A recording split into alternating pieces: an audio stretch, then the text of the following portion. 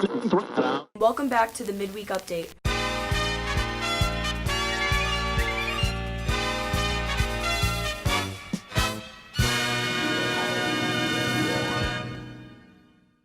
Hey Mepham, we're here in week 13 of the coronavirus shutdown. Today, let's take a look at how Calhoun's Choir has still been making music and recap our very own virtual St. Baldricks event. This and more as we take a look at what's going on this week's Midweek Update. I'm Lily Yepez Riley. And I'm Riley Fried, and welcome back to the Midweek Update, the B&B show that brings you closer to the people and places in and around the Mepham community. I can't believe that this is the last Midweek Update of this whole school year. Me neither. I never expected that we'd end off the year like this. Well, as much as it was different from what we were used to, we were able to do a lot of great things here on B&B these last few months. Yeah, as well as continuing our 2 weekly shows, we added daily reports and much more, but one of the most important things we did was St. Baldricks. B&B's Tom Mauro went back and recapped this great event. Last Friday, B&B went live as Rocco Law and Lori Della Croce hosted St. Baldricks virtually. Being a part of our virtual St. Baldricks event was a great experience, and I'm honored that I was able to be one of the hosts. This is an inspirational event with so many great people involved, so to host it to me was a pretty big deal. We were able to raise money and honor the kids who battled and are battling cancer. This year was my first year hosting St. Baldricks, and I can tell you something, it was nothing short than rewarding. Such a phenomenal night, helping out local businesses, supporting St. Baldricks and to help end childhood cancer, adding to that already $29,000 accounting and fundraising to end childhood cancer through all this uncertainty. It was a great night to be a part of. Me and my co-host Lori Della Croce, we had nothing short than a lot of laughs, so much laughs with everybody that came on, had a lot of fun, and it was so much fun. It was a great night to be a part of. Just overall, just a great experience. Although the event didn't happen in person, it happened online, and one may wonder how the event was organized. Our St. Baldricks event is typically organized by the Students in Participation in Government as part of the Spring Service Learning Project, and the event was already organized, and we had plans underway that our seniors had come up with, including some really great raffle prizes that they created, like raffling off a parking space in the senior parking lot. This year marks the 10th annual Chop Your Lock St. Baldricks event. The past 9 years have been in person, and this year, being the 10th year, happened virtually, online. Due to the global pandemic, we are experiencing the coronavirus. It became clear that we weren't going to be returning to school and an in-person event wasn't possible. We started talking about ways that we could bring this to life virtually. And that really sort of happened simultaneously with B&B's first live game night. And that showed Mr. Patton and I that we could bring this to life virtually with the help of B&B. We're very lucky in this district to have a program like B&B, and planning for a virtual event really started about 5 to 6 weeks ago with using that platform to get our message out there. For B&B, I'm Tom Mauro. Thanks, Tom. I'm glad to see that we were able to have St. Baldricks even though we were not in school. Yeah, it was really important to raise money and awareness for childhood cancer. It worked out that we were able to do this event virtually. Definitely. A lot of different people have had to switch things up recently and go fully virtual. One example of that is right here in our very own district. The Calhoun Choir has continued throughout the shutdown. B&B's Lily Yepez checked out how they have been making virtual concerts from their own homes. Teachers everywhere have had to adapt to remote learning, but the music teachers in particular had a hard time adjusting. Calhoun's choir teacher, Mr. Sato, took action and figured since they couldn't create something live, what's the next best thing? A virtual choir. It is impossible for a band, a chorus, or an orchestra to be online and perform live because everybody would be listening to each other at different times. So while it looks like we're all singing together, we're actually not singing together. Everybody is recording themselves individually, and then they send it to me, and then I do a lot of magic behind the scenes and lining up the video and lining up the audio in order to make it sound like we're actually doing it together live. The students were eager to get this chance to perform, but they had to do things a little different from what they're used to. And now I'm kind of asking all of the students to record themselves singing to a guide's track on their headphones, but they could still hear that they were singing all by themselves. And so that's unique. So they did get an education in what a recording artist goes through, but it's still, for some of them, it's a little bit out of their comfort zone. And I was just so proud of them the first time that they did it. Some of them really, really stepped up to the plate. There's a lady in the shore, all that glitters. Getting featured on News 12 was a proud moment for Mr. Sardo, and as well as every single one of his students. We can do this. Like, it's okay if you think you sounded awful. Like, I promise you don't sound bad. And then every time that he had this masterpiece created, we would just be in shock and really be in awe of what we've done. And we didn't realize, like, how all of our talent can really just keep being displayed. But being able to do these videos is just something that helps us be happy a little more, but it definitely sucks. But as far as being focused and driven, I think that everybody wanted to do it. I think that especially, at Calhoun, in the Calhoun Choral program, they miss singing. They really do.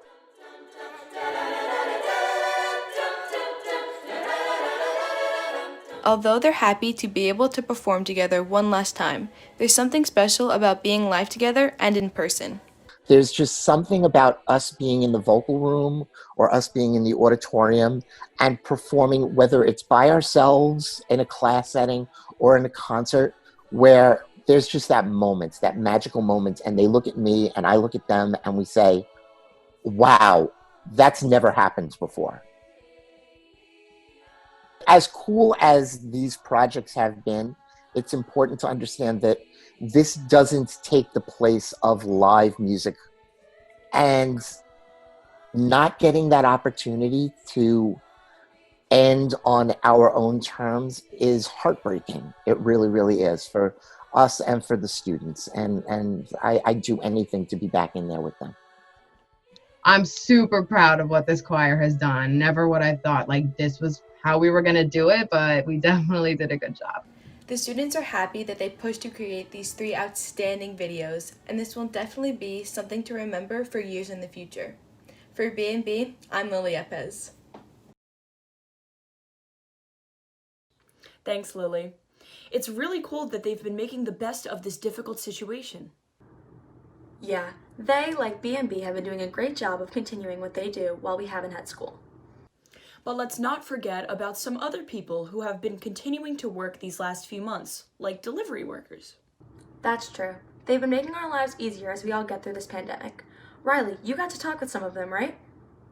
Yeah, I spoke with a couple of people from around the community about what it's been like to work these past few months. Let's take a look. Since the beginning of the stay-at-home order, there have been many jobs that require people going into work and risking their lives to get their work done and to make ends meet. Some of these jobs include doctors, nurses, police officers, government officials, and grocery store workers, but people tend to forget about one of the jobs people use most every day: delivery workers. Whether it be ordering products on Amazon, sending mail to family and loved ones, or ordering food for dinner, delivery workers are vital, especially during these times. It's rather stressful at times. Being in the supermarket, there, especially at the very beginning, a lot of people were in a bit of a panic mode. So the stores were very crowded, and people bumping into each other before we were told to wear masks. So it was somewhat stressing. Being an essential worker is a difficult job. You need to have to deal with a fast-paced environment, you need to be focused at all times, and you have to have good customer service. And the stay-at-home order isn't helping that work environment. When I first got there were actually no rules for the first couple weeks of quarantine. So we were sold out within a couple days, and that forced changes in the supermarkets.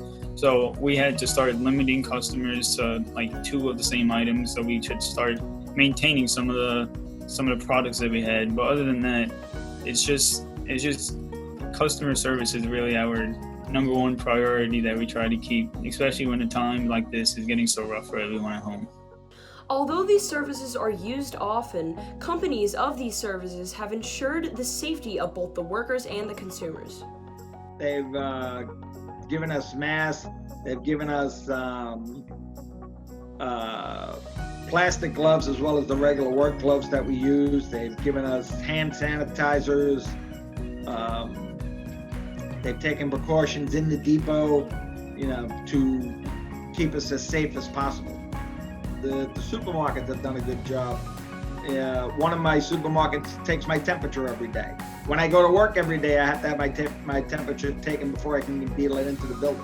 At the beginning, it was kind of just like a choose what you want to do type of thing, and then they put a glass walls, started like ramping up the safety precautions, and then it was gloves, and that was safety mask, and now it's just a full-blown, like, we're kind of like a team. We're here, we come into work every day, almost every day, and we're just trying to do our job, make sure everyone gets home safely, make sure everyone gets their food and supplies.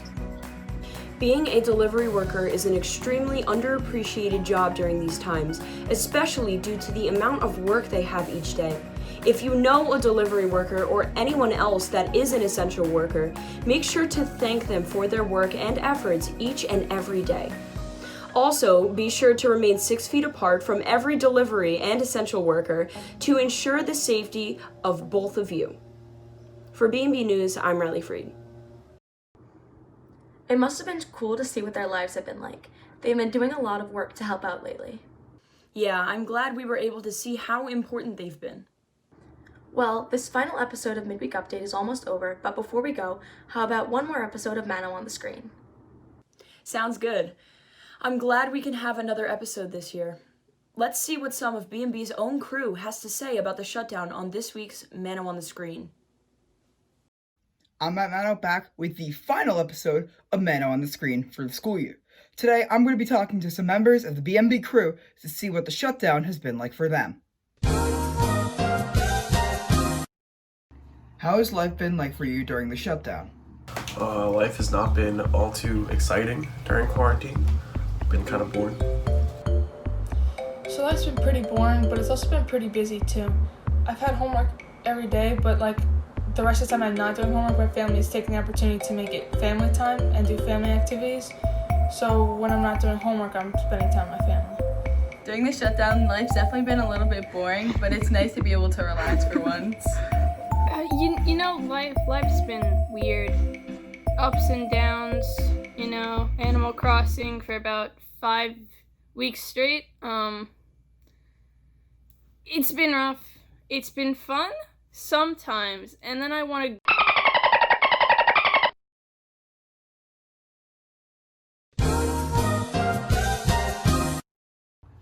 What have you been doing for B&B while at home? I've been editing a lot for B&B. I've been a part of a couple morning announcements. I've edited the morning announcements. I've also hosted a couple daily reports. I've been making packages. I've been on the daily report hosting and reporting. And in the middle of this, I did the weather for a little. So what I've been doing in particular, every week I have a news package to make. So, I work on that. I have to interview people, write a script, and then edit it together at the end. And in addition to that, I'm the producer of the B&B Midweek Update show.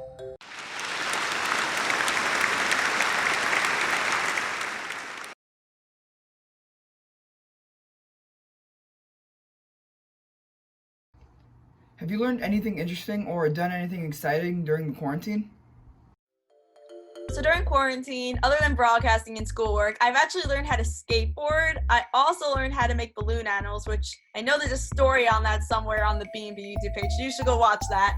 But other than that, I've been discovering new music, talking to some friends, playing Minecraft like normal. But other than that, not much. I've definitely realized the amount of people I stay in contact with and trying to reach out to other people more, because it's fun to talk to those people that you always want to become closer with.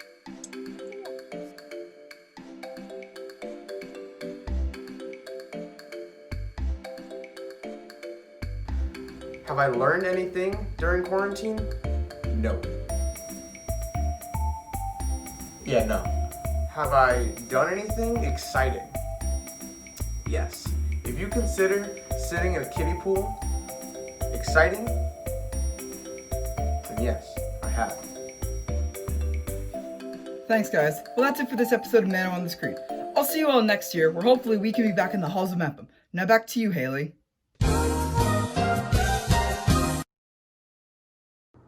Thanks, Matt. Some people in B&B have done some interesting things during quarantine. Yeah, maybe next year we can check in with them and see what they did over the summer. Well, speaking of the summer, it's almost here. I think this is where we have to wrap up Midweek Update for this whole school year. Yeah, but it's been a great first year for us as hosts, and I'm really excited for us to continue next year. And hopefully we can return to our normal studio in September. Definitely. Well, that's it for this year's final episode of Midweek Update. We'll be back next year with all new stories from around the BMCHSD to bring you inside the parts of the community we don't always get to see. Until then, I'm Lily Yepez Riley Fried. And I'm Riley Fried, and we'll see you next midweek.